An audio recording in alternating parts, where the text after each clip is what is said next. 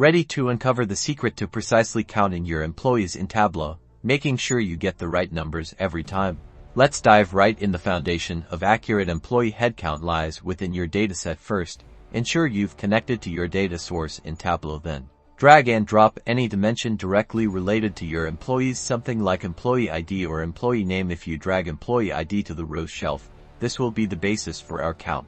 Tableau gives you powerful tools for this very task. See how Tableau already puts employee IDs on the rows shelf. Notice the column Tableau automatically creates. If you hover it, you will see it's the number of records. That's the basic headcount Tableau already calculated for you with each row as one record, but there are also more advanced techniques. Now let's explore aggregation. Go to the measures pane. On the left, click the downward facing triangle. On the number of records measure, you'll see a list of aggregation functions. For simplicity's sake, the number of records works fine for a headcount, but what if you wanted some other numbers?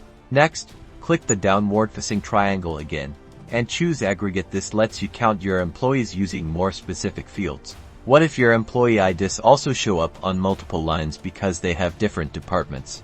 You might accidentally count an employee twice. Let's handle that.